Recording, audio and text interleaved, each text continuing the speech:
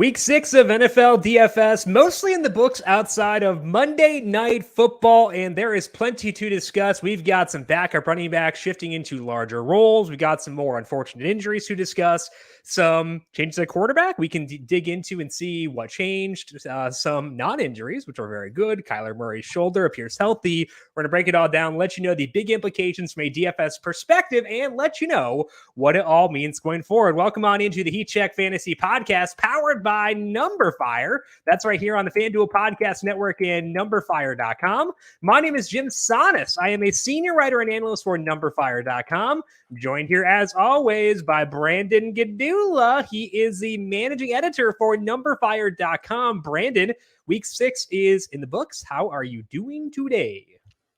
I'm pretty good. It's always a hard question to answer, especially on a Monday morning, but pretty good. Yesterday, main slate was decent. Could have been better. Could have been a lot worse. We had so many running backs to pick from that by the time I sat down and built lineups Sunday morning, I was just a bit overwhelmed. Yeah. And I mean, I ended up just avoiding Kareem Hunt because the news that came out that he wasn't 100%, and that mostly worked out for me. But a bit too heavy Devante Booker in comparison to Khalil Herbert, and that 1-for-1 in some spots cost me. But overall, doing pretty good. I felt pretty good about how I handle things as a running back outside of Daryl Williams. I feel like I probably should have been a bit higher on him, but 2 touchdowns is kind of hard to predict, I guess. So I feel like I'm okay with that one. Overall, the biggest flop for me was the game stacks. As longtime listeners know, we revolve around game stacks, and the games we wanted to stack basically all went under. The one exception was the Dallas New England game, and I was tracking to be in a very bad mood Sunday night because most of my stuff didn't go well in terms of the game stacks, because my quarterbacks and receivers didn't do well, and that game wasn't going that well. I had bet Cowboys minus 3.5 because I bet it before it got to 3, and I had Dak and CeeDee Lamb lineups, which were doing okay. And so the only way that I could rectify, save my night from a betting perspective and for DFS was if Dak Prescott threw a touchdown to CeeDee Lamb in overtime. And the words that came out of my mouth when that happened, I had to explain myself. So not in a bad way, but it was. I haven't celebrated that much for a non-Northwestern touchdown in a very long time, and I was very happy. So thank you, Dak, for bailing me out from bad game stacks. It was not a high cash rate type week, but I'll take it either way. I think that it was that was helpful for sure in terms of my mood in talking to you today and the rest of last night as well. So thank you, Dak, for bailing me out there. We'll talk about Dak's potential calf injury. Should be okay there. We'll talk about takeaways from those backup running backs Brandon was talking about in just one segment. First, the puck has dropped on the NHL season, and FanDuel is celebrating with an NHL Parlay Insurance offer. All you got to do is place a 4+ leg parlay on NHL games either tonight or tomorrow. If exactly one leg of your bet loses, you get a refund and site credit. Kick off the NHL season the right way by heading over to FanDuel Sportsbook and placing an NHL parlay. Must be 21 plus and present in Arizona, Colorado, Iowa, Illinois, Indiana, Michigan, New Jersey, Pennsylvania, Tennessee, Virginia, or West Virginia. Refund issued as non-withdrawable site credit that expires in 7 days. Max refund $25 per day. Restrictions apply. See terms at sportsbook.fanduel.com. Gambling problem? Call 1-800-GAMBLER. Visit fanduel.com/RG. In Indiana, 1-800-9-WITH-IT. For confidential help in Michigan, 1-800-270-7117. In Tennessee, call the Red Line at 1-800-889-9789. In West Virginia, 1-800-GAMBLER.net. Or in Arizona, call 1-800-NEXT-STEP or text NEXT STEP to 53342. Let's dive in here to this week 6 slate and check out the headliner for this week. And I think the headliner, Brandon, is the roles we saw for those backup running backs. We talked a lot about those guys last week. We talked about it in our additional preamble to the podcast we recorded on Thursday afternoon. And most of them came through with big roles. Start things off with Khalil Herbert playing 90% of the snaps of the Bears this past week. It was actually the highest snap rate of any running back for week number 6. He had all 19 running back carries for the Bears. He had 2 out of 3 red zone carries. He had 3 targets on 21 routes. The problem is they face the Bucs next week, and we know how teams tend to use their backs against the Bucs, aka they don't. So what's your view of Khalil Herbert if Damian Williams is still out next week? Well, the thing that stood out to me most whenever we look, I mean, the 90% snap rate stands out a lot, but the thing that stands out most in terms of anticipating what to expect next week is that he ran over 2/3 of the team's pass routes with those 21 routes. And the 3 targets is sizable. So in that matchup, we have seen running backs get peppered, and I feel like he would at least stay relevant from that perspective. It's just a matter of whether the Bears are going to try to run the ball against the Bucs, which, you know, they can't, and they shouldn't. They're 12.5-point underdogs. So, I would at least think Herbert's receiving role is good enough, but I don't know what the offensive expectations, if they'll be high enough to want to go there, even if the salary remains low. They've got an implied team total of 18 points. And that seems appropriate based on what my stuff is saying. So I think that's about right. Herbert's salary for next week is $6,000. That is low enough to at least not totally cross him off. I think hypothetically, if you were to give me Damian Williams, let's say he tests negative today, I would think he would get the pass catching role back from Herbert. And I think it'd probably be a split backfield, in which case I could avoid it. So I think we'll see on Damian, but I think that'd be the most likely scenario here. Either way, good roll for Herbert in week number 6. What's Damian's salary? Let's hope it's 4 something. $6,100. I don't know. I can hope. I know that I want to stack that Chiefs Titans game next week, so I'm really hoping for just some let's get an error somewhere. Let's get a Kike Hernandez situation when he was $220 in baseball back a couple years ago. Let's get one of those. Well, my thing is that Herbert's had enough of a role where it's going to be split, and then that's the kind of situation that we would historically avoid. Right. So I would be nervous if Williams does play. Well, no, that's what I was saying is I kind of hope Damian plays so I don't chase Herbert. Oh, gotcha. Yeah. I want it to be split so I don't have to worry about it, basically. Devante Booker was a feature back with Saquon Barkley for the most part. He had a 71% snap rate. He had 12 of 15 running back carries and 1 of 3 in the red zone. He did lose a short touchdown to Elijah Penny, but that was very late in that game. Penny got a red zone target. That game was out of hand. Daniel Jones almost got benched. I think, Brandon, we've seen enough from the Giants to still have some level of faith in this offense at a certain point. The problem was they got down. They had in-game injuries, Kadarius Toney, which we'll talk about later on. But just from a role perspective, what do you think of Devante Booker here? Yeah, good role for a value back. Really can't ask for a whole lot more.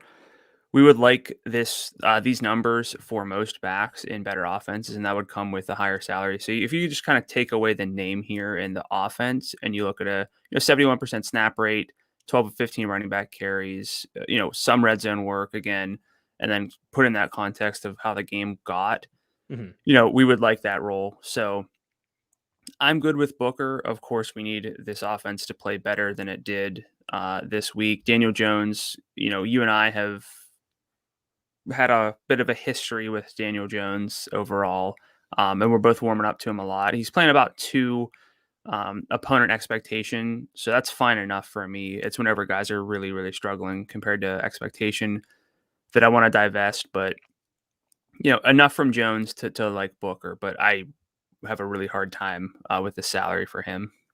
What you thinking? I'm thinking for me, because they're hosting the Panthers.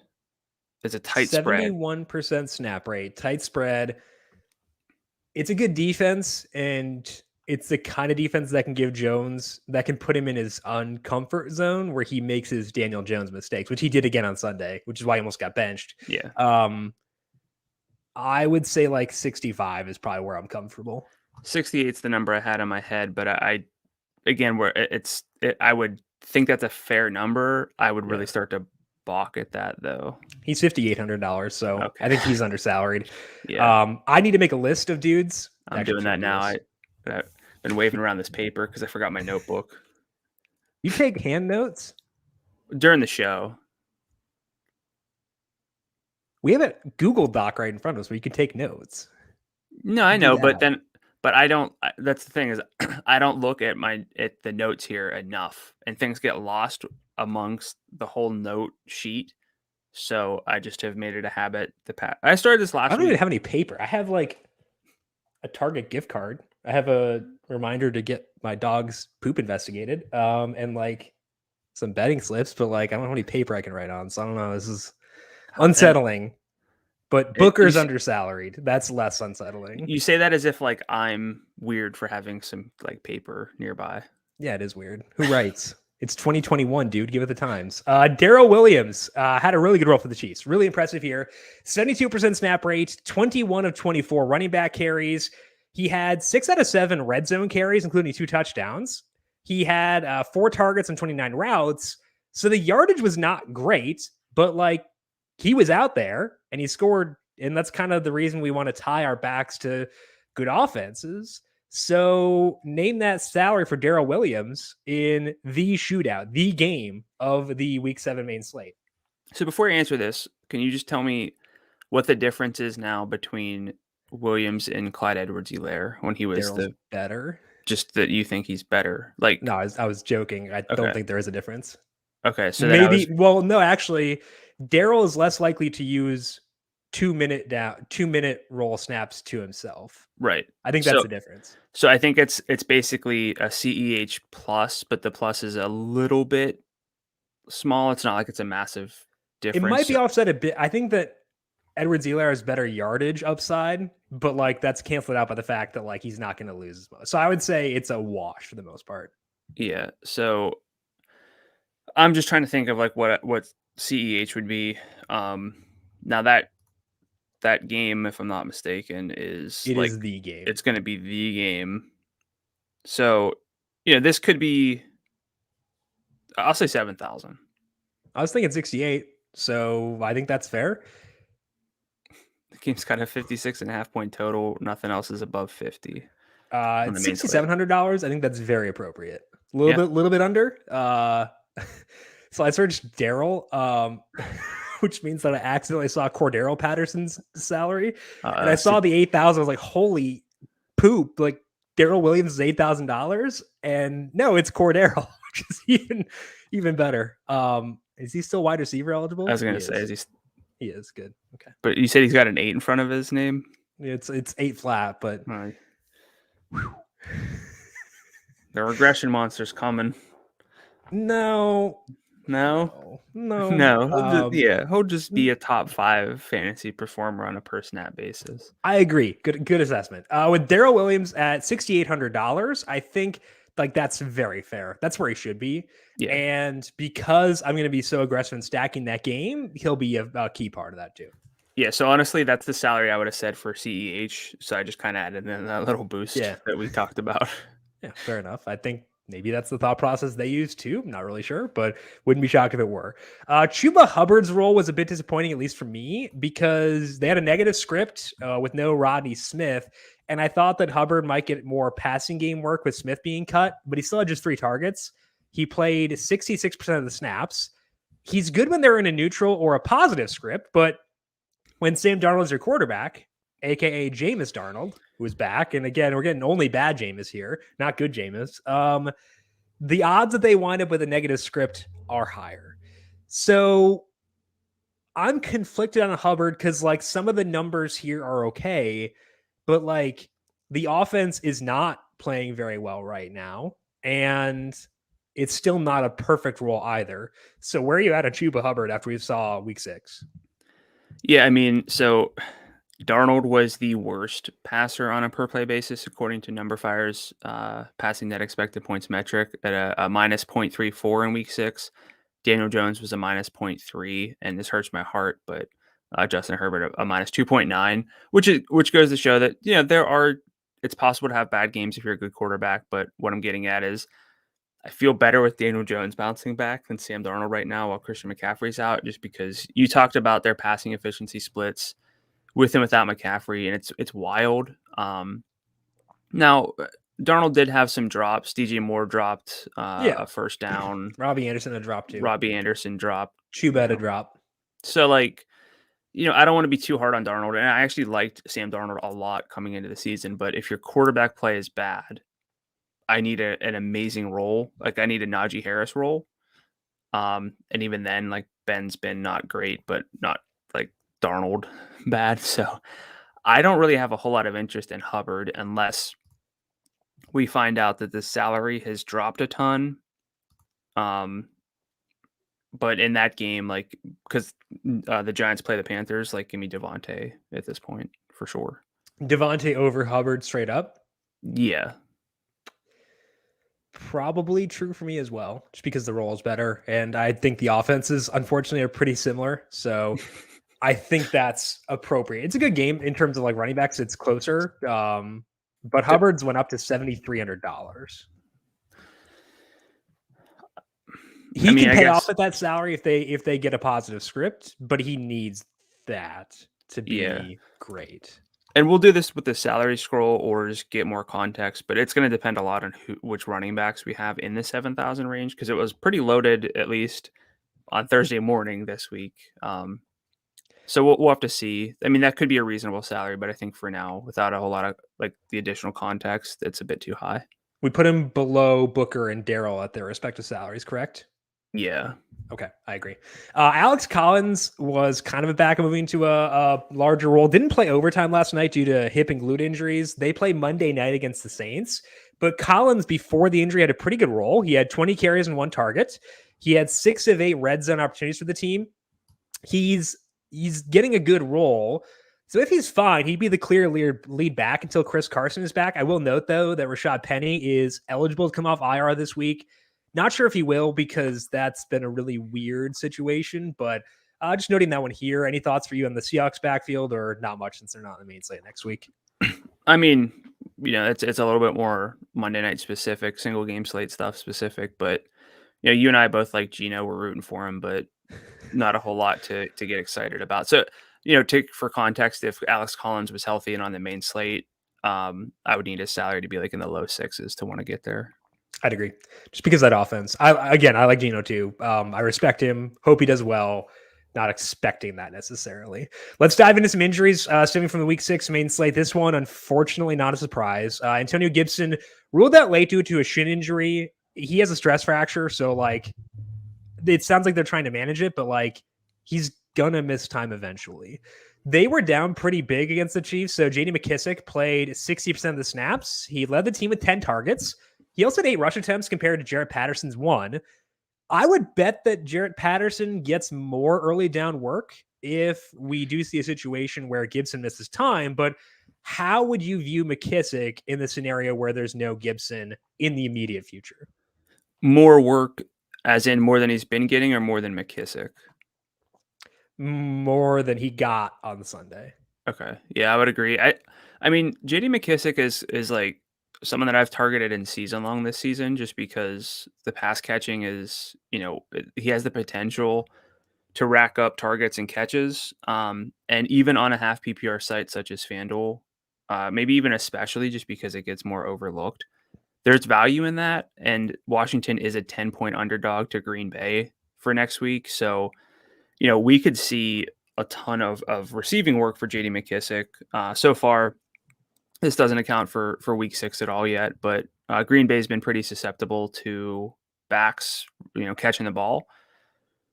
The issue is, what are the touchdown expectations for McKissic? I don't think they're as low as like your typical receiving back, because he can get some goal line work and some goal line targets, but it's going to take a really strange slate for me to want to make JD McKissic anything close to a priority play. Now, I guess the flip side is that total, or that the over under there is 49.5. So it's going to be one of the higher of the week. And he would be part of a bring back for Green Bay, which is really just Devontae Adams at this point, though, because I'll talk about some Aaron Jones a little bit, but so I don't know. I mean, what are you thinking about McKissic? What kind of salary for you? So in my head, I had 6,000, and that might be high, honestly. Because of the touchdown equity. Like, he can get there on yardage. Like on Sunday, he had 15 FanDuel points despite no touchdowns. But like, I don't know. I guess like his touchdowns this year have come, I believe, on mostly long stuff, because he has 3 plus 1. He has 4 red zone opportunities this year. It's carries plus targets out of like a bunch. He had none on Sunday, although they only had 1 play in the red zone, so that's why. I don't know. I would expect Patterson to get early down work. I'm trying to think of a comp, and like maybe it'd wind up being like a Chase Edmonds type thing, but Edmonds is around 6,000. I don't tend to use him. Like I think that's probably the type of role McKissick would have, whereas Patterson would be more the James Conner in that situation. Yeah, I could see that for sure. So again, like the kind of player we don't typically target. I see if it weren't for the 10-point spread, if it were closer, I'd be like, I don't know if McKissick's going to get enough work. Right. But we're looking at someone who just had 10 targets. We've seen at least 4 targets for him in 4 games, at least 6 in 2 of them. He can get you to like 50 receiving yards. I would probably like project him out for like 6 targets at least, which is going to be on the high end for a running back for sure. But probably just not someone that I can really foresee. And I would probably feel better too if I liked Aaron Jones a bit more. I'm going to sound too down on Aaron Jones. I think it's not time to panic yet, but really sure.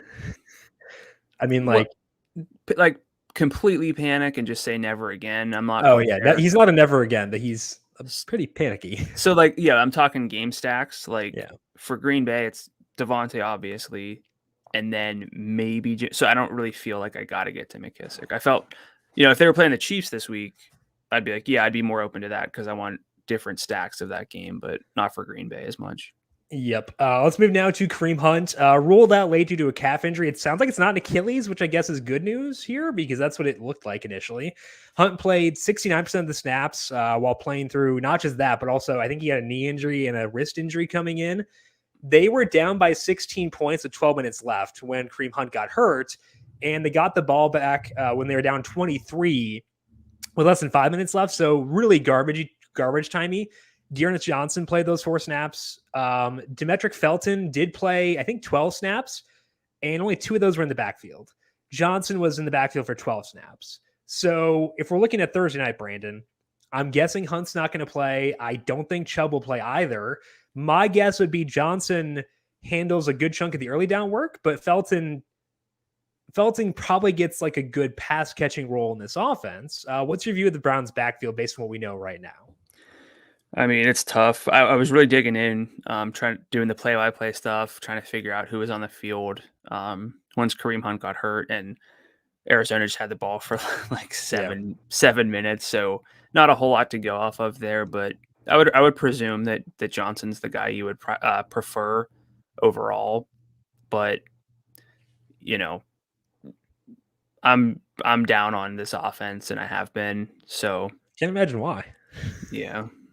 I swear when I watch Red Zone, Jim doesn't, but like I watch Red Zone and I see a lot of the Browns for some reason. It feels like they get close to the red zone and then I see Baker getting sacked or throwing one to OBJ and he drops it or just anything. And I never feel optimistic about this offense.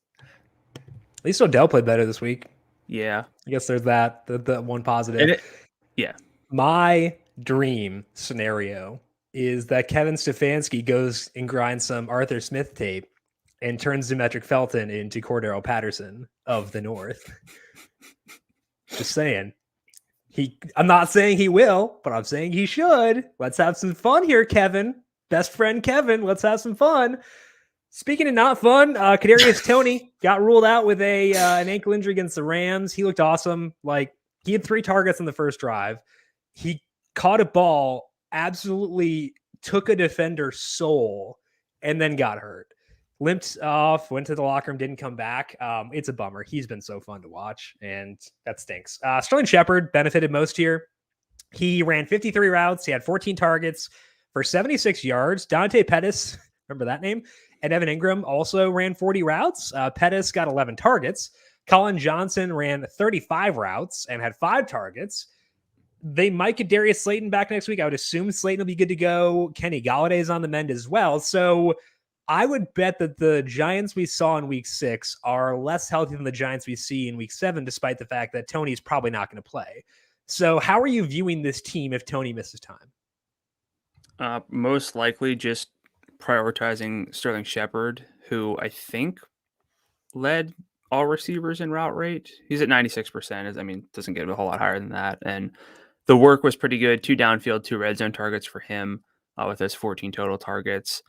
I don't care if it's a 10-game slate. It's not a 2-game slate, so I'm not going to chase Dante Pettis. And as much as I like Evan Ingram historically, I'm not going to get there either. So I think it might just be Shepard. And then if Slayton comes back, I'd consider him, assuming the salary's low, but probably Name just that Shepard. salary on Shepard. What was he, 62 this week? Yep. That should go up with that workload. And that's that tight game with the Panthers. I'd probably say 64, 65. I was thinking 63, and he is 65, so it's about appropriate. It's a good workload. His upside's kind of muted because he's not like a big yardage guy. But like the checklist is 85 yards or 2 touchdowns. He could probably get either of those, but like squeak it out kind of. So I think he works. Not the highest upside guy, but he works. I would say prefer Booker in terms of getting exposure to that game and slash that team. Yeah. I'm debating whether to write down Sterling Shepard's name on my loose piece of paper here, but I don't think he's worth it, especially not because it's loose paper. Yeah, it's the main drawback here. So I said, well, if I write stuff down, it commits me more to like I don't. You yell at me for this because I log some stuff manually and you're like, oh, you're wasting so much time, but it commits to my memory. But I would write down. I would type in Sterling Shepard because I can. It's easier to type and delete than it is to write something down in pen. So I'm debating it. And when I said, because he was 62, I said he would jump up a little bit. And I said 65. I was like, if he's 65, I'm not going to play him. I just think that's the salary he'll be at. So yeah, I think I'm gonna leave him for now. But we could still use him. It's just like not a, oh my God, we need to get this guy situation. Yeah. I do want to note here that Latavius Murray injured his ankle late for the Ravens. They were up pretty big, so they could have held him out because of that. But also, like, does it matter if you take one guy out of that backfield? Because, like, they just make Tyson Williams active and not play him. So, like, we're good just to keep ignoring this backfield, right? This is not a backfield that you target in DFS. This might be a backfield where if you have Latavius and he's, comes back healthy and you need him for an RB2 or flex in season long, sure. But long term, playing guys who play like 30% of the snaps, 40%, it's not going to get you where you need to go on a big DFS slate. Also, who are no longer good at football. That's a factor, too. Paris Campbell and T.Y. Hilton got hurt for the Colts. Campbell left early in the first half, and then Hilton left in the fourth quarter. They both actually had some kind of pop plays at one point here. We already knew the ball was going to go to Michael Pittman, so like the target share might not change there, but it could really hurt the team's offensive efficiency to be down to Zach Pascal, who is incapable of getting downfield, and like Michael Strachan, I don't know how to say his last name. Those might be their 2 and 3 receivers. So what's your view of the Colts offense with Campbell and Hilton banged up? Low, but I've been low on them. And that did not get me on Jonathan Taylor this week, unfortunately, even in I understand the case for him. We'll talk about him later. Okay. But then, it would just be Pittman unless you're like really looking for a low end play, but like with Mo Alley Cox. But hey, based on how the salaries have been going for tight ends on FanDuel, he's probably like 54 anyway. Well, he's not on the main slate because that game's on Sunday night, so that helps. Oh yeah. Did he run more routes this week? He keeps getting targets, which is great. He ran 8 routes, but got 3 targets. As in 0-8. I guess they only ran like 5 plays. Yeah, Michael Pittman ran 21 routes, and that's 96%.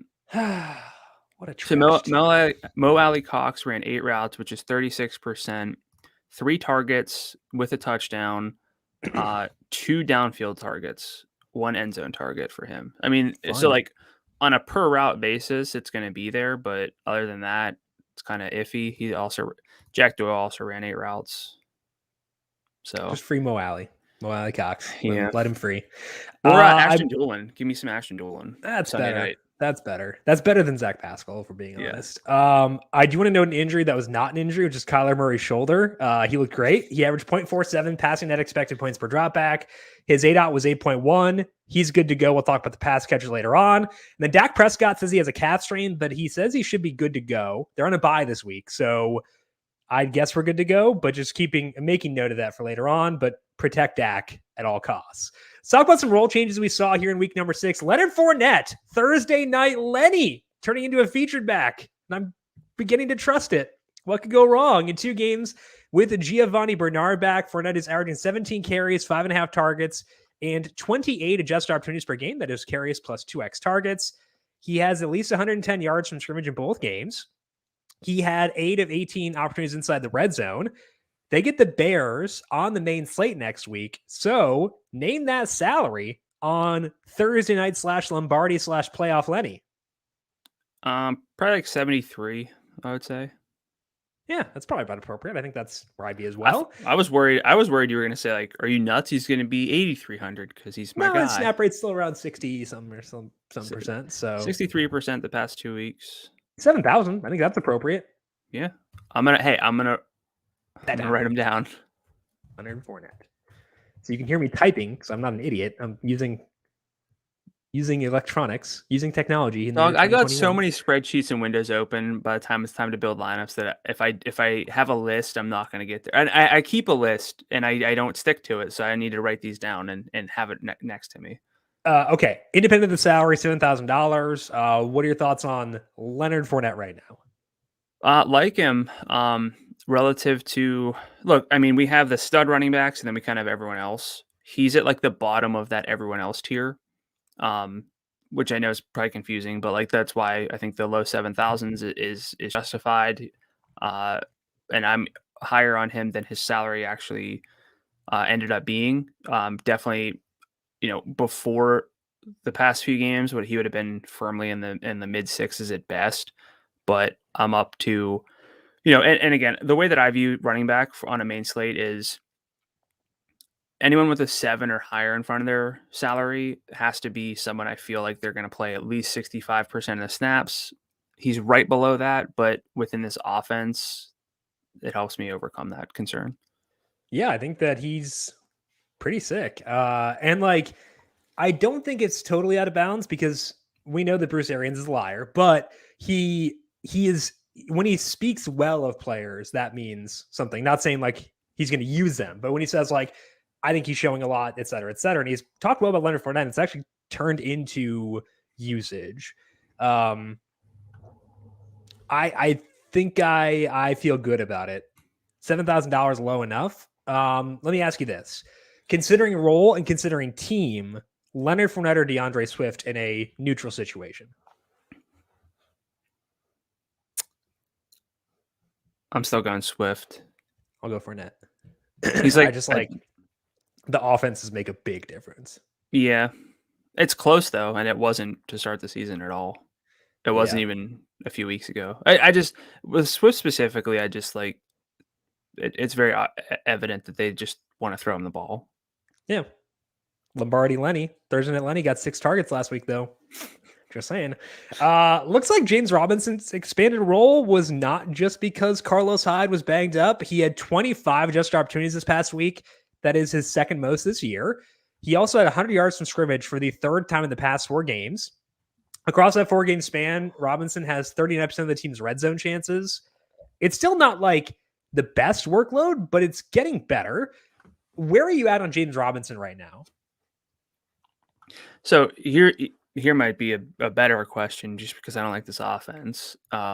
It's a good workload, but it's a bad offense. So I think you kind of have to figure out where you are with this offense in relation to, okay, so 86% snap rate. Is it fair to comp his role to like Devante Booker? Like for the sake of comparison, close enough? I think that the talent gap is big enough where I would put Robinson like half a tier above Booker. Okay. What I was trying to get at is the importance of offense, which we just talked about with Swift and Fournette, but how does Robinson compare to some guys with those similar like workloads who you think are going to play 80% of snaps? How does he line up? And I'm always going to keep bumping him down because the offense just is, overall expected to struggle. Yeah, that's fair. And I think that based on where his salary was last time he was on the main slate, I think we're lower on him than the salary makers are, which means we're probably lower than the public as well. I'm going to stay lower on him than them because I'm guessing they're bumping him up, whereas I'm bumping him up, but from a lower baseline. So I would probably still be lower on him than others. Daryl Henderson, I'm okay not being low on him. He keeps just confirming that his role is legit. He had 27 adjusted opportunities, which is he had 26 plus in 2 out of 3 games since he came back from his injury. 99 plus yards from scrimmage in all 3 of those games. I feel like we should just believe what they're telling us, which is like they want to get Daryl Henderson the ball, and he's playing well. So what are your thoughts on Daryl Henderson right now? Yeah, really like Henderson. Just from a snap, because you could nitpick like everything about a player's role and say that they're not similar, but we're talking about someone in James Robinson with like an 86% snap rate. Henderson's around there in his healthy games. The offensive difference here, and I mean, I think Daryl Henderson's good. So it's really difficult to like James Robinson by comparison because I have someone like a Daryl Henderson. I don't think they're anywhere near each other. Yeah, I agree. So but salary wise, they're probably going to be closer than they should be, which is where you and I differ from probably consensus on this one. But I think the biggest issue is they're 14.5-point favorites. We have seen his snap rate get dinged in games where they have been way ahead. It's really happened, I guess, last week when they played some Sony Michel down the stretch, maybe the week before, I can't remember. But outside of that, like Henderson is locked and loaded for me. The spread is concerning just because that's historically I think a lot of people will see that spread and say it's Daryl Henderson weak, and it can be, but from a ceiling standpoint, you've said that that's not really the case. So give me a salary for Henderson and your thoughts overall. So in this offense, with his role, I would say he's like a $7,800 back. Is that appropriate? 8,000. He's 8,000. Okay. So where would you put him? I would have said upper sevens too. Okay, cool. Yeah, so we're in line with that.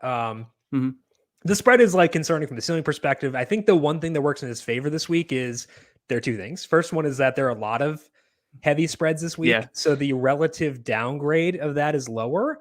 Number 2 is that it's a Sean McVay revenge game against Jared Goff. And I think Sean McVay is going to run up the score. Like just knowing the way he comes off, he sounds like kind of a dick. I don't know. Like, but I could see him running it up to like shove it in the face of Jared Goff. Well, all those are going to go to Stafford. So he's my QB1 for the week. And I don't care who else is on the slate. Yeah, fair enough. Okay. So I think that the relative downgrade of using a non-competitive game is lesser this week than it is because there's so many big spreads. Yeah, because of this week, I would agree. Yeah, but 8,000 is very fair for him. I'm okay with that. It's a little bit higher than I would put it, but like that's very fair for his role in that offense. First game for the Steelers with no Juju Smith-Schuster. The Steelers funneled targets to Deontay Johnson. He had 13 targets. 4 of those were deep. Chase Claypool, Najee Harris, and Pat Freiermuth all had 7. Nobody else had more than 2. So they did funnel volume to a couple guys, but they didn't do a whole lot with it, even in a plus matchup, which is not shocking given the offense. They're on a bye. We know the volume will be concentrated, but the offense stinks. So how are you viewing Deontay, and will you consider Pat Freiermuth yet? Yeah, I love Freiermuth. He got kind of the short end of the stick because Kyle Pitts was in this class, but his profile as a tight end coming out is really, really promising. So I like him, and we're always looking for tight ends with some semblance of a pulse. And for him, we can see him get high volume for a tight end, but also some, it seems like he's the first read sometimes. So it's not just like those kind of Dump targets offs. where you're like, what's that? Dump offs. Yeah. Like just kind of afterthought plays. So I like that. I know he's athletic enough to score if they don't give Eric Ebron handoffs at the goal line, but I'm cool with Freiermuth. I would probably say that this offense is not good enough to want even one-off exposure for the most part. So in the event that they're ever in a game where I could kind of see stacking it, it's going to be mini stacks because I'll never play Ben Roethlisberger in DFS. But with the target volume, I'm kind of cool with all four of those guys to different degrees. Yeah. Claypool is kind of annoying to me right now because his whole pitch is high leverage targets and he didn't get a whole lot of those. He got 3 red zone, I guess. But like he also looked kind of weird. I don't know, like he's banged up or what, but like it looked kind of funky, I guess. I don't know. I think Deontay I like, Najee I like, Farmouth I'm okay with. A little bit lower than you, but I'm okay with him. But I mean, it's a tight end where I see a path to being relevant for DFS on a main slate. For sure. I agree. Let's move to situations to monitor and stick with that same team. You noted Najee Harris. What'd you see there? 73% of the routes, which is just awesome to see. His workload's awesome. The touchdown equity within this offense, because Ben Roethlisberger has played poor without adjustments, but even with adjustments, still below expectation. So it might just be time where I start plugging in Najee Harris more and just trust the volume leading to yardage and then eventually some touchdowns. As for another running back situation that I've been kind of tracking, Aaron Jones versus Aj Dillon. In week 6, the workload, still favored Aaron Jones as expected, but, it's not, Aaron Jones is not really a back that I was low on Jones whenever Jamal Williams was taking some work. Then I got over that, and now I'm kind of back to where I was. Jones had 13 carries, 4 in the red zone, 4 targets, 1 of which was in the red zone, and a 60% snap rate. And by comparison, Aj Dillon, 11 carries, 1 of which was in the red zone. No targets, though. 44% of the snaps. So, yes, the workload's still clearly better for Aaron Jones. I'm not making the case that it isn't, but it's not really the snap rate, the overall workload I'm looking for from a running back. Yeah. And the issue for me always is that Aaron Jones is he's salaried as if he's going to hit the high end of what he can do, which when he does and I don't have him, it burns me. But when he doesn't and he's over salaried, then I kind of benefit. So name that salary. Don't think about where they put him. Think about where you think he should be based on his workload. Like 69. In this offense? Like you said, think about okay. So past 4 games, yardage for Aaron Jones, 115, 96, 99, 109, 110. He was back up to 50% of the team's red zone usage this past week. Like, he's 75. I think $600 is a pretty big gap. Like, 75 is where I'd put him, I guess I should say. I'll still be lower, I think, than where he's at, because he is 85. So I think you're just putting him lower than you should, because like he's still like that yardage is really good and he's still getting red zone work. Like that's what matters. That's how you score points is yardage and touchdowns. He's still getting those 2 things, even if he's not on the field as much as he was before. I hate. Do you play in a points per snap league? I hate playing. Okay, now we don't care about snaps because that's the thing. We never care about snaps with Aaron Jones ever. And that's just not how I play DFS. Like I can't talk myself into this guy's going to play barely above half the snaps. And I just need to bank that he has really high efficiency on his snaps. I mean, either way, we're both lower than consensus on him. I think that's the key takeaway here.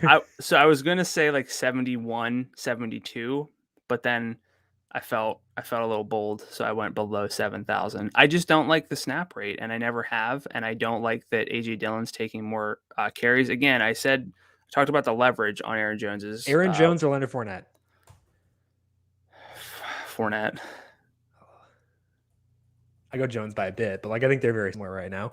And that's not like that. I like Fournette. So that's not saying I will cross, but like $8,500. I think that's the key takeaway here again is that that's very high for his role. Yeah, I'm not going to play any. That's the thing. So I basically said these words. He's always salaried at what I feel like his ceiling is, and I never target that. And I feel this way with Aaron Jones basically every single week that he's on the main slate. I think I would say with Jones, I think he negatively benefits more from a potential blowout because we've seen them use Aj Dillon before when they've been up big. So we're talking about spreads. I think he's one of the guys who gets a bigger bump down in a less competitive game. He's also so Aaron Jones has caught all but 2 targets this year. I know it's a high catch rate position, but like because he's great. So you're going to discount him because he's good. Wow. Okay. What's your next note here? I don't know. I'm all worked up now. Rashad Bateman played 44 snaps for the Ravens. That was 65% in his first game. It's a lot higher than I expected. Ran 20 routes, had 6 targets with 29 yards. I will note, though, that just one of those targets was farther than 9 yards from the line of scrimmage. So the target, again, this is kind of where you and I really value downfield work. I'm not expecting Bateman never to get a downfield target, but like that's kind of problematic. And then just some tight end notes. Oh, wait, one more thing on Bateman. One thing I would note, I guess, there is that they were facing the Chargers defense, which philosophically tries to limit downfield passing. The Ravens threw downfield just 3 times in that game. And like Lamar's been aggressive downfield all year. He wasn't there because I think that's the design of the defense. So I would not say that Bateman will be a low ADOT guy because he didn't get a lot of downfield work there. That's the one thing I would say there. But I think the role overall was good. And if he were to keep that role, I'd agree that's a downside. I just don't know how sticky that is given the defense they were playing. Yeah, I mean, I didn't mean to imply that it was going to stick. I just meant, you know, it's something to monitor, which is situations to monitor. Where would you put Bateman's salary? Because I think that was actually a pretty good role. And like that game's not the worst next week. They're facing Cincinnati at home. Like it's more competitive than other ones, at least. Probably like the upper 5s. I don't know if I can get quite to over 6,000 for him. He's 53. Yet. So okay. I feel like that'll be, I might write him down actually. Make sure you type it. As you heard. That's the one downside is you can hear me typing. All right, other situations to monitor. TJ Hawkinson might be healthy again. 35 routes, led the team in all of these stats. Targets with 11, catches with 8, and yards with 74. Ricky Seals-Jones ran 95% of Washington's routes, and Hunter Henry was at 83%. For New England, we never liked New England, but Henry might be shaping up to be the only place I'm going to go at this point just because he's a tight end. But his salary was already $5,600 and he scored, so who knows? Yeah, he can score. Jacoby Meyers was in the end zone twice, I guess, if that counts. One was called back via penalty and one was on a 2-point conversion. But hey, whatever. I need Henry's salary to be a bit lower than it was this past. He's 56. I think that's a little 57. Yeah. Against the Jets, I guess. I don't know. I think the Jets might be a bit underrated defensively. It's a weird take to float out there, but let's do it Monday morning. Things I'm keeping an eye on. I want to talk to you about this one. The Bucks pass catchers, they're likely to get Rob Gronkowski back, which could jumble things up, but we're getting a larger sample on them, and it's pretty gross. Antonio Brown leads with 20% of the overall targets in the games they've all played together. He has 28% deep, but very little red zone work. Chris Godwin, only red zone work, 90% overall, 18% deep, 33% in the red zone. Mike Evans, weirdly, not a lot of red zone work either. He's at 15% there, 30% deep, 19% red zone. They all have their drawbacks. It's kind of annoying. What are your thoughts on the Bucks pass catchers right now? Well, historically, Antonio Brown plays about half the snaps and is hyper efficient, so he should be 8,500, just like Aaron Jones, because he's good on a per snap basis. But I just don't like this team, like from a market share standpoint. And there's a lot of value in knowing where the ball's going with teams, just because probability wise, if you're kind of banking on, again, I run simulations to look at the probability that guys get to certain thresholds.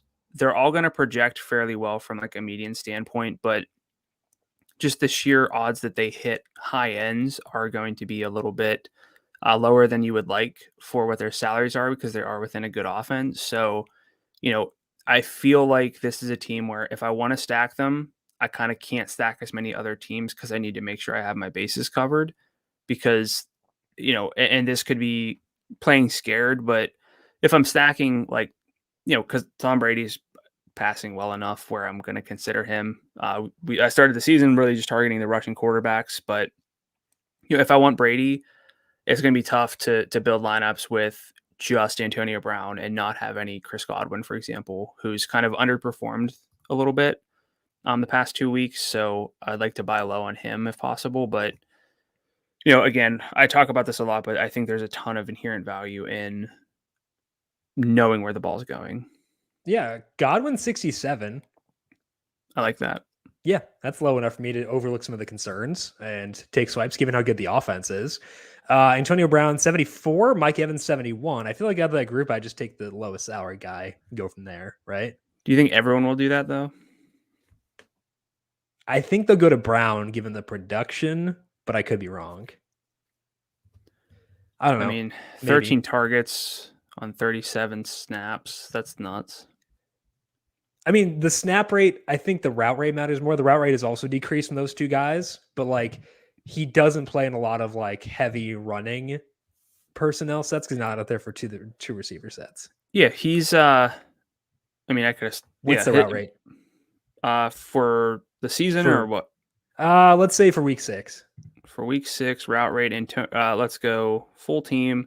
95% for Godwin and Evans, 71% for Antonio Brown. That's not terrible.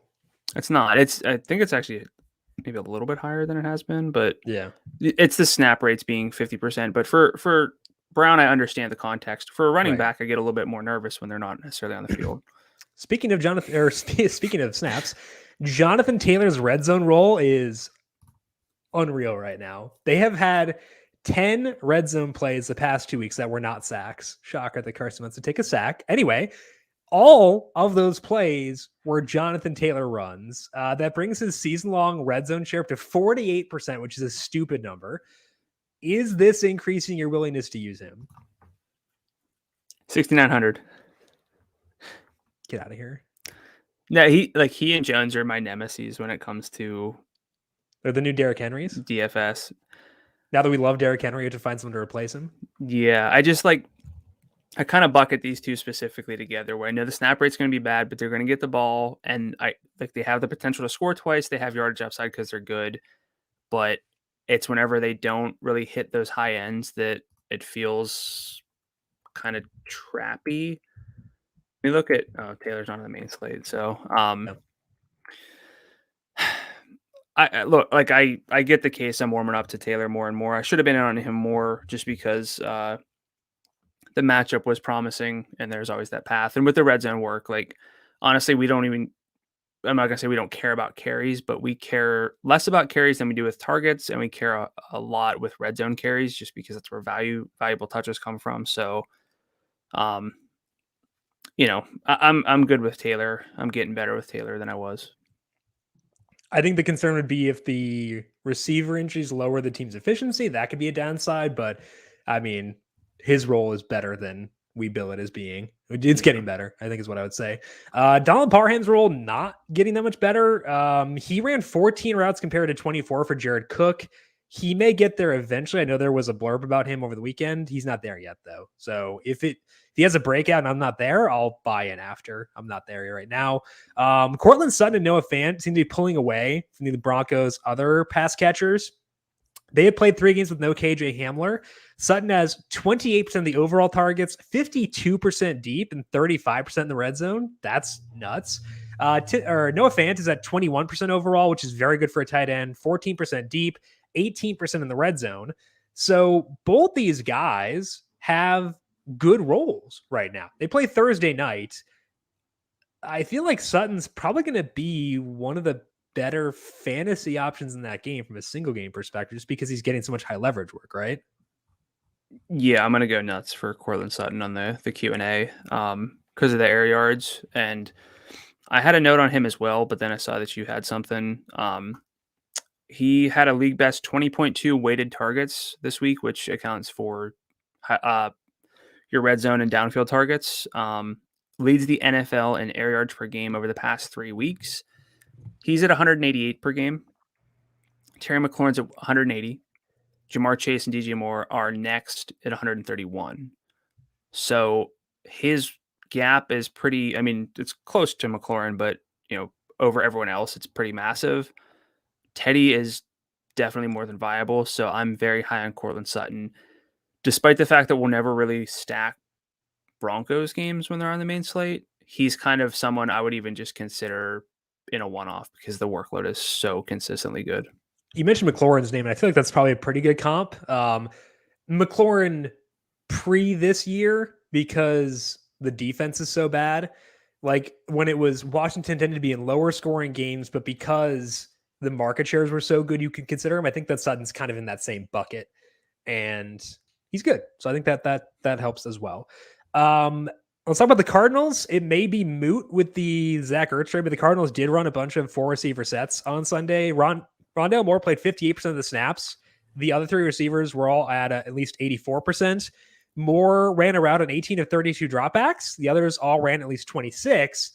The problem is I would bet that Moore probably gets a role re-decrease, which is fun to say, when Ertz makes his debut next week. But not a certainty given that we did see Moore eat into Kirk's snaps and 3 receiver sets last week. So I think, Brandon, I'm okay with the Ertz trade being like reshuffling my prioritization here, where it's just kind of DeAndre Hopkins and then at number 2 for stacking with Kyler. Yeah.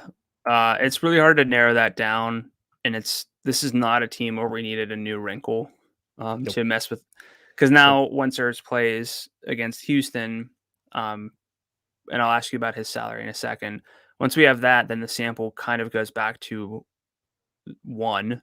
Yeah. And then we got to figure out from there what we can trust. But name a salary for Zach Ertz in this offense against the Texans, and the Cardinals are 17-point favorites. Like 47. He's 53. I don't know. It's his first game with a new team. That's kind of tough. It's a tough ask from a learning the playbook perspective. So I don't know. And just because we're here, what about the receivers? You can just do Hopkins if you don't do all of them, but like Hopkins, I think he was 76 this past week. I think that's appropriate. I was on him this week or before the win stuff and before Kyler's shoulder. We talked about liking his role a lot. So I think that he's appropriate. I know that he's due for some touchdown regression, but like while the touchdowns may come down, the yardage is getting better for me. So it just depends with the regression if you think that it's within one season or overall, because he was due for some mega positive regression after last year. But he's 8,000. I think that's very fair. Yeah, I agree. Let's move now to philosophical changes. Talk about some teams with some changes this past week. The Dolphins got Tua Tagovailoa back, his first full game since week 1, and he did make some really dumb mistakes. Like, as someone who wants Tua to succeed, is very frustrating to watch him sometimes. But he still averaged 0.23 passing net expected points per dropback. That's a very good number. That was without Will Fuller, Devontae Parker, and Preston Williams. So he was efficient despite having no receiver except for Jaylen Waddle. His 8-out was 8.1. The Dolphins were very pass heavy too. Their early down first half pass rate was 63%. So they did let it fly. They get the Falcons next week. So we're going to have eyes on that passing game there. Brandon, any thoughts for you on the Dolphins with Tua back? Yeah, they had a really high pass rate, excluding garbage time plays, which is when their pre-snap win probability would have been between 20 and 80%. 70.1%, which actually would lead the league over the full season, is about top 5 for this particular week. Their pace was a little bit below average, but that's really promising to see. You have me believing in Tua. No, he's better than Jacoby. I kind of got very concerned about Tua after week 1, given the way his ball kind of died. I think he's better than Jacoby, and I don't like to dunk on him like Twitter does, but like I think that he's limited but fine is what I would say. You have me believing in Tua being more able than to I would have captain a viable DFS offense. I'll say it that way. more than I would have otherwise is kind of what I'm getting at. His numbers aren't particularly great, but this is just a team that it's going to depend a lot on what their healthy receivers look like. Yeah. I'm not going to chase. I think Mac Hollins ran like 95% of the routes. So I mean, fake Mike Gosicki. So yeah, I mean, it's going to depend on their health, and weirdly, they didn't take a bye after playing in London. And they're facing the Falcons, who are coming off a bye, so it ain't great from a rest discrepancy perspective, and I don't get that. I have them as being pretty massively undervalued in terms of the spread here because they're a 1.5 dogs. I think they should be favored by 2.7. So I don't know how much that rest is worth, but I might have to bet them. Anyway, where are we at with Jaylen Waddle and Mike Gosicki heading into next week? I feel like Parker flew with them to London. Preston Williams was on the field working out, just didn't play. So I bet they get at least one of those guys back. Where are you at with Waddle and Gosicki right now? Oh boy. I mean, Waddle's role was great. 120 air yards with those 13 targets. Gosicki, just a high. I've been high on Gosicki for the past few weeks just because he was getting the ball a lot, and he's one of the few tight ends where I feel like there's a path to yardage upside because he's just athletic enough.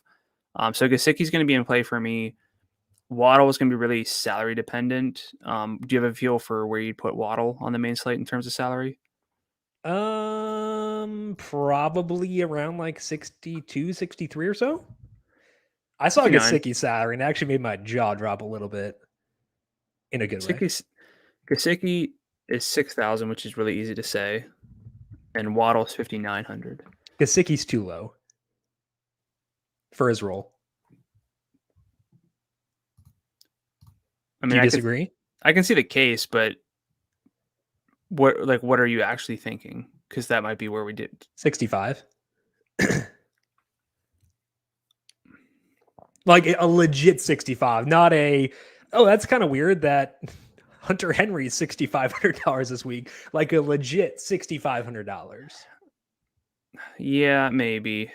Because like, think about it this way. Like if you had a receiver coming off a 9-target, 115-yard game facing the Falcons, I'd pay $6,500 for that pretty easily. But he also fills tight end. Yeah. Okay. Yeah. I mean, I'm not going to talk bad about Mike Gosicki, but am I higher on Mike Gosicki than you? Looking at the yardage that someone had last week is not really how I play DFS. So. Okay, well, look at the yardage he's had previously, and look at the yardage he can get because of the volume he gets. He had 86 against Vegas, and that was with a worse quarterback than what he has right now. Man, I don't know how I go from talking about Mike Gosicki having good yardage upside just to saying I'm not chasing 115 yards necessarily because he had 115. Well, he's guaranteed 115 next week. That's math. Okay. What about Waddle at 59? What do you think about that one? Yeah, I like that. I think that's a really good salary for his role. A receiver coming off of 70 yards, 2 touchdowns. Pencil that back in for next week, and correct. He's going to overperform. No, pen it back in. Don't pencil it in. Would you rather use Gosicki at 6,000 at tight end or Waddle at 59 at wide receiver? Probably Gosicki because tight end's bad. Yeah. So again, I'm fine with Gosicki at 6,000. I wouldn't put him quite at like 65 just because that's when 65 is like kind of when I consider you part of the big 5 or big 4, depending on like what the slate's looking like. I have him just below that. So I think 6,000 is fair. So looking at next week, there are only 3 games with a total of above 45 and a spread of less than 5. Mm-hmm. Kansas City, Tennessee, Philadelphia versus Las Vegas, Dolphins, Falcons. Yeah. I wrote down Dolphins pass catchers. I think that was worthy of a write down. Did you write it down or did you type it down? I typed it. You're right. Okay. Sorry, I lied to you. First game with no John Gruden. The Raiders had a 62% early down first half pass rate. They dropped back just 29 times total, but that was because they got ahead early. They had low play volume. They had a positive script. their early down first half pass rate with Gruden was 63%. They ran more play action here. I think was interesting as well, but pretty much the same thing. What are your thoughts on Vegas based on this first game with no Gruden? Definitely don't dislike it. Their pass rate was up a tad. Their pace was a little bit better as well. So I like that. I have a hard time building around Derek Carr teams. Just even still, the ADOT's really good. The efficiency's kind of middling. I mean, it's better than middling, but the big concern for me is I don't like their market shares enough. Darren Waller feels like he'll always be inflated for the role that it's shaping up to be exactly like last year. We had a huge game early and then was just kind of fine, and then had like another huge game late, and like, but he's salaried close enough to guys like Kelsey where I don't really want to get there.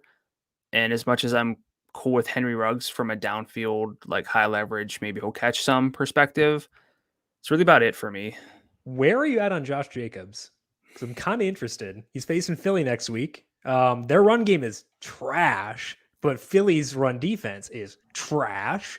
So kind of tempted to go with Josh Jacobs, depending on the salary. So I want to hear your thoughts on the salary first. I'll name my salary as well. What you got on Josh Jacobs? So 64% snap rate. 4 red zone carries this week. He's one target. 40% of the red zone chances, 40%, and 67% is 3 games since he came back. The percentage with red zone stuff, I need like numbers because I need to know how often a team is actually there. Well, I think that if you're using them in DFS, you're projecting them to get there. So I think that the rates actually do matter. No, I'm not saying that, I didn't say they were irrelevant. I just meant like I like to kind of have some more context, but I don't know. I'm going to be too low on Jacobs because he's in that Jonathan Taylor bucket. 72. Oh, I was thinking like 68, I guess. Sorry. I didn't mean to make you think that I was like, his yardage upside is really bad. Yeah. So I can't get too high, but I think that his role is good enough to use him in DFS, and he is 69. Damn it. I thought he was going to be lower. That's upsetting. I thought he was going to be lower. I was hoping we'd get people sleeping on him. That's not low enough. Like I'll probably use him at that salary, but like I really wanted it to be lower. So my thing with Jacobs is that he again is just someone where I feel like the salary is never going to be as low as it should be for the concerns that he does have. Which is, I thought it'd be lower because people have crossed him off, but apparently they haven't. So disappointing. It's like it's the same thought process with an Aaron Jones and a Jonathan Taylor. I just feel like they're always not really there for those 3 guys specifically. I think it's down to those 3. Their concerns are never really reflected in the salary for me, so I'm always lower on them, and it can burn me. But I think Jacobs clearly of those 3, the least likely to burn me. Yeah, I don't think he'll burn you. I was hoping we get him at like 63, given that the Raiders are so bad with their rushing. They didn't give it to us. Pretty sad about that. I feel like looking at his game logs and stuff, you would single this out and just rail on him. He's got 16.5 FanDuel points on a 2 touchdown game, 8.2 when he didn't score, 14.7 each of the past 2 weeks with a touchdown. I feel like you would just normally hate that. So what is it with Jacobs that you're seeing that's different? I thought people would be crossing him off, and I thought we'd get him at a low salary. That's what I thought. Okay. I was wrong. Okay. He gets good red zone work. He's playing a lot of snaps right now relative to where he used to be. He's gotten more passing game work. He had 5 targets the past 2 games, or before this week. So like, I think his role is getting better, and I don't think people have caught on to that yet. So I think he's in play at 69. I'm not eager to use him at that number though. In Gino Smith's first game, he averaged negative 0.19 passing net expected points per dropback. Ain't great. The team ran just 15 early down first half plays, which is wild. 10 of those are passes, 5 are runs. I would not read into that because they didn't, like later in the game, they didn't seem to trust Gino. So I wouldn't put a ton of stock in that number. but the offense did struggle, and I think that I'm fine putting stock in that. So they're not in the main slate next week, but I think that nothing changed from my pregame expectations on the Seahawks. Do you agree? It really felt like they did not want to like let him drop back and throw the ball. Yeah. His ADOT was 4.4 yards. I don't have the actual downfield numbers in front of me, but I can't imagine it was very many. So, you had some pace notes you wanted to go through. What did you see when you were running those numbers? Yeah, just some things that jumped out to me. And again, all my pace numbers include just non-garbage time plays. So your pre-snap win probability between 20 and 80%. Denver has ranked top 20 in pace now each of the past 3 games, 18th, 12th, and 14th. They started the season 30th or worse in each of the first 3 games. So that's something that I'm keeping track of. Helps me with Cortland Sutton. Not a whole lot else there aside from, I guess, Noah Fant, but it's at least noteworthy. Detroit's pace is improving a little bit from 31.9 seconds per play through the first 3, which was 28th in the NFL, to 30.1, which is now 19th. So again, less bad, which is noteworthy. Jacksonville went from bottom 5 in pass rate the past 3 weeks to 3rd in week 6. And New England had led in pass rate from weeks 2 through 4, but are now 26th over the past 2 games. So they're kind of fully crossed off. Yep. They should have been before, but they're fully crossed off for me. Yeah. I was going to regret using Jacoby Meyers this past week, but I also realized the guy I would have pivoted to is Michael Pittman, who also did nothing. So probably shouldn't regret that. It was fine. They stink. That's what they are. Okay, let's go through our salary scroll here. Do you want quarterback or running back? We're just doing them all this together now. Okay, so starting off at quarterback, where's Ryan Tannehill? $7,600. I'm gonna have stupid amount of Ryan Tannehill this week. Yep, I saw Mahomes at 88, and I was like, all right, where's Tannehill? Yep, I skip past a lot. How is Sam Darnold higher salary than Ryan Tannehill? Oh my gosh. Jalen Hurts is 83. 83. Oh, you were gonna say that? That's appropriate. Getting Lane Johnson back, right? He has some personal stuff. Is he back? Yeah, I think he's announced he's coming back. Okay, that's good. Lamar at 84 is not bad. Mm-hmm. I think the key guy here, though, is Tannehill, correct? It's going to be Tannehill. I mean, I could see a case.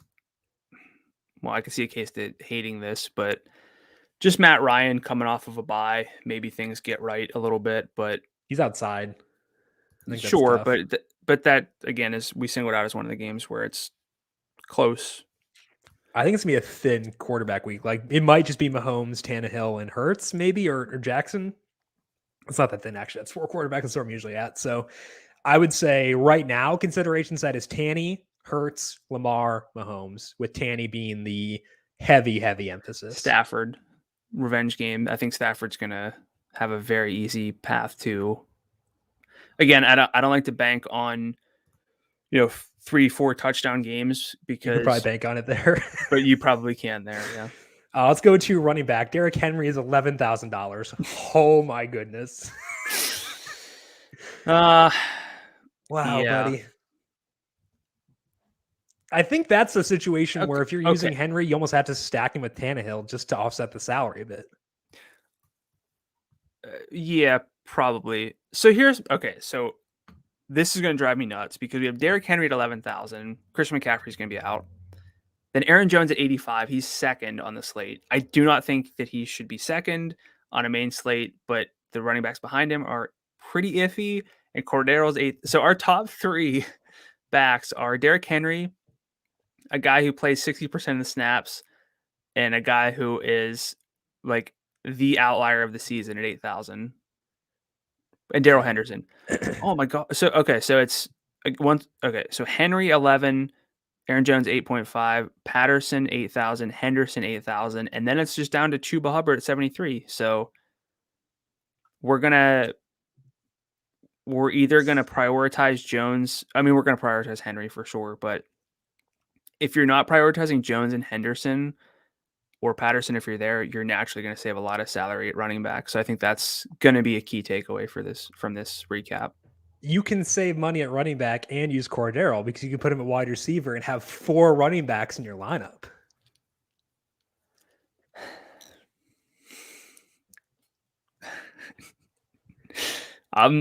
I'm not quite there I'm with. gonna screenshot this for you. Actually, no, my computer makes a noise and it'll pick up on your audio. When I screenshot it, I have a lineup right now.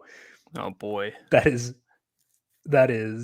Cordero with Derrick Henry, and it doesn't look terrible. It might force me to use the Jets defense, but we're gonna do it, baby. We're gonna do it. So I'll say this. I was like, I know it's low, and I was trolling with Aaron Jones' salary being like egregiously low. I do think, based on seeing more of the context of this slate, it's going to be a week where I feel like I'm going to have to play Aaron Jones, even though I have concerns. I think because running back drops off pretty quickly. It's the same checklist we used with Derrick Henry last year, where what are the odds he makes me regret not using him? Probably 15%. So I would probably go 15% or so. Boy. 15% is not that high. Okay. No, it's not. But I don't like to play guys because I'm afraid of missing out. I want to play guys because I really like what I see. You're playing them because they have a ceiling, I think is the better way to phrase it. It's not because you're afraid. Yeah. Yes, but... And we play guys for ceilings all the time. Fournette is 7,000. I think that's kind of a standout to me in terms of salary for this week. Yeah. So I think it's worth noting Chuba Hubbard 73, Joe Mixon 72, DeAndre Swift 71, Leonard Fournette 7,000. Is Fournette tops there out of those four? Fournette 1, Mixon 2, Swift 3. Yeah. Okay. Daryl 67. That's fine. Mm-hmm. No objections. Seeing more context there. Miles Sanders is $5,900. I'm going to use Miles Sanders this week, and I'm going to regret it. I'm very excited for that. Wow, I'm writing that down. I know I'm going to regret this, but I don't care. Like, do you ever do things where you're like, I know I'm going to regret this? Like, do you do that? Like, actively do things you know you're going to be mad at yourself for? Yeah, like troll so hard to call Aaron Jones 6,900. Yeah. Okay. But yeah, I regret that though. But because like I was trying to illustrate a point, and I was too low, and I mean it didn't quite work out. But like a JD McKissick, I could see like this is not a good play, but I might get there. Miles Sanders or JD McKissick? Assuming no Gibson, probably McKissick. It's probably not dumb. The path for McKissick not to get like 6 targets, which is equivalent to like 12 carries, it seems very narrow. That he doesn't like it feels like he's gonna get targets. Aj Dillon's 54. I'm not gonna use him, but he's probably gonna get good work in that game. Yeah. I'm really tempted by Miles Sanders, and I hate myself for it, but I feel like that's the big. I think that Fournette being where he is, Sanders being where he is, those are the two things that stood out to me outside of Derrick Henry being 11,000. Yeah. I mean, Jarrett Patterson's 53. Maybe we'll learn something more. Maybe. If you gave him the Gibson role, I'd be very into that. And I wouldn't be shocked if he got that. I just don't think we'll have confirmation of it before the game. Yeah, and that makes it a play that you can't really justify leading in. Okay. Let's go to wide receiver here. Where are the Tennessee guys? AJ Brown is 7,000. Julio is 69. Why is Julio not lower? It's annoying. Oh boy, Devante's 9,000 and Cup's 88. I'm gonna be too low on them this week. Yeah, It'd be really hard for me to use them over Tyreek. Tyreek's 85 for the people listening. That's a pretty stout top. And we also have another drop off where it's those three are 85 or above. Cordero's 8,000.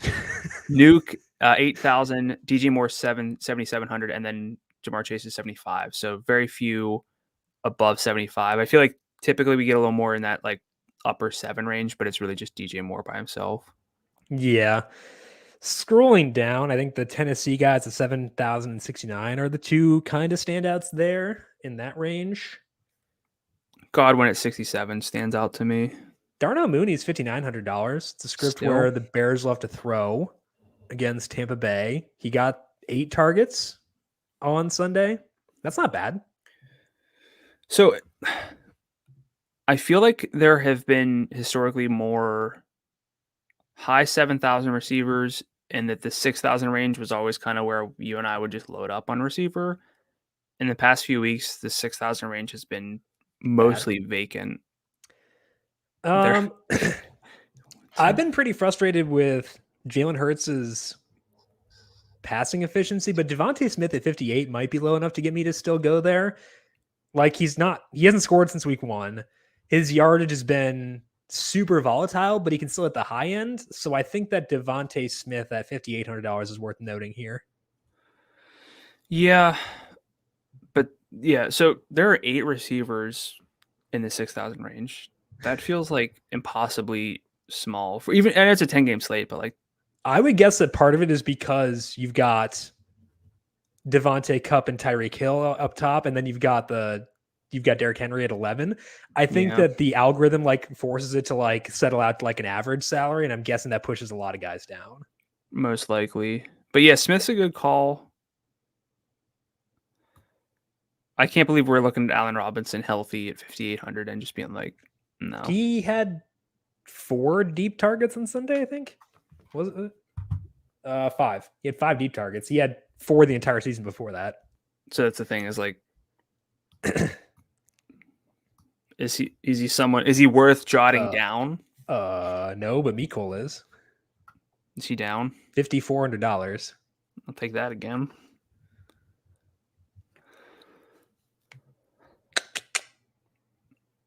The human dust ball that is Amon-Ra St. Brown is 54. Has there ever been like a slower, older, more boring rookie ever?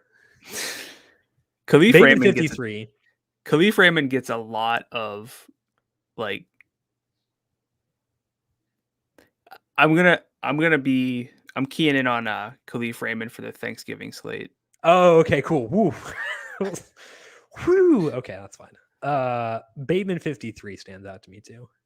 I think I'm going to be in the 5,000 range at receiver a lot this week. My 4 running back lineup with Henry and Cordero in it has 58, 67 left for 2 receivers and a tight end. So I'll be down here a lot, and I am looking forward to it. It's either going to be that or landing on the more balanced running backs and right around that tier around 7,000, and then trying to be in like the upper 6s to 7,000s, but then you're not getting any of the high ceiling studs, which is not really how I'm going to play it. So, are you ready for tight end? Yeah. Mike Gosicki at 6,000 too low.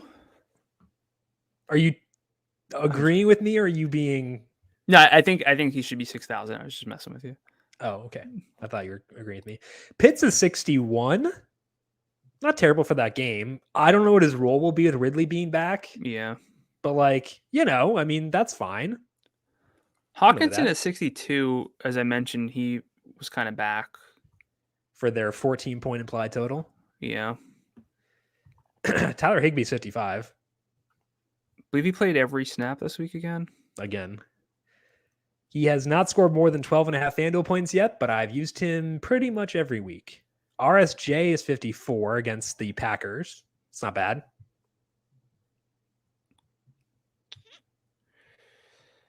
Oh, big shot, Bob. How far are you falling? Not even tempted by you, $5,100. Robert Tonyan, no chance. I don't think any of these names are jumping out to me. It's the usual suspects. I think Gosicki is actually RSJ, maybe. Like, if you're looking to save, I think that Gosicki, RSJ, Pitts, all viable guys this week. So I was talking about not getting access to the high ceiling guys if you build a little bit more balance at running back and receiver, but we do have Kelsey, Andrews, Waller, Hawkinson, Pitts, and Gosicki at tight end. Statistically, probably be back. Yeah, so statistically, like 2 of those guys are going to get like 15 plus, so you really got to think long and hard if you're kind of punting at tight end. We didn't note this, but Calvin Ridley is $7,300. Oh, I like that. So a Ridley or Cordero Gosicki game stack could work, or with Waddle. I'm okay with either of those. It's like a mini stack. I don't even want to think about Cordero Patterson. You're gonna have to, bud. I know. I just don't. I love not having him on the main slate. for the I didn't like 2 it for my weeks. dynasty teams. Was a pretty big buzzkill there. Things did not go well as a result of that. The Jets are $3,300 on defense. I'm just saying. Putting it out there. Calvin Ridley is the biggest relevant underperformer in terms of expected FanDuel points per game. Mm-hmm. AJ Brown's also, the up there Giants' too. defense is 36 against Jameis Darnold. We can actually spend down to defense this week. I'll take it. So the New York teams. Yeah, and then the Packers are 41. So Yeah. I would say those are the primary focal points for this week. Okay. Any other salary scrolls for you? No, I'm not. Nothing's gonna jump out to me on defense because I'm a donkey when it comes to defense. I just need to find a way to jam in Derrick Henry. Let's do it. Yeah. Okay. Note to future me. Brandon, what are you telling Sunday morning Brandon here on this Monday?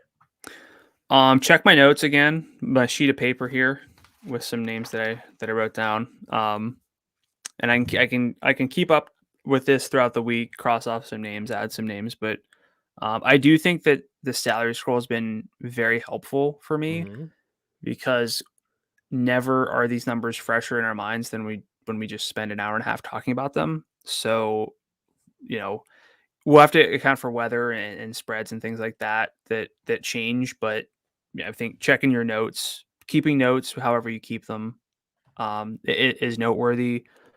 And I have play a lot of Matthew Stafford this week. My note to future me is don't talk myself into bad games just because there are only bad games on the schedule. Like, if I have to, just make myself more concentrated. I think that's kind of the takeaway there, I would say. So what are you defining as bad games? Because only 2 of them have like an abnormally low total, but a lot of them have bigger spreads. So like, I guess maybe bad's not the right way to phrase it. Maybe trap. Like, don't talk myself into using like Tua or Matt Ryan. Okay. Like, don't talk myself into using a quarterback in a bad game or like deceptively. I don't know.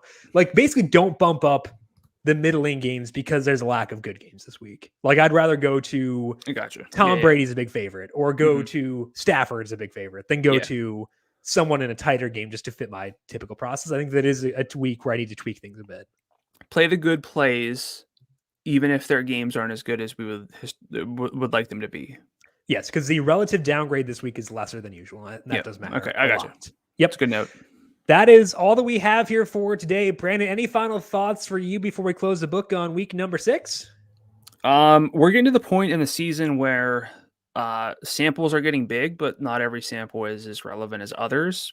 Stealing something from Jim talking about relevant samples. So it's worth looking into market shares whenever, a relevant player's out, even if it makes the sample smaller. So I think it's about time that we keep an eye on that and not just look at season-long numbers.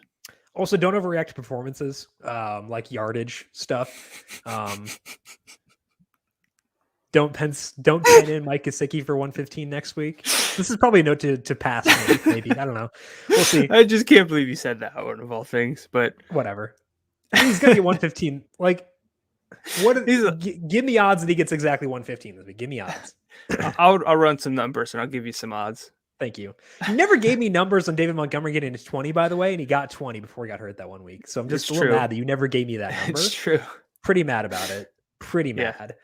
Anyway, that is all that we have here for today. We do have a Monday Night Football preview coming up with myself and Ryan Williams. That will be at 4 p.m. Eastern on the FanDuel YouTube, Twitch, Facebook, and Twitter pages. We have the waiver wire Q&A on Tuesdays.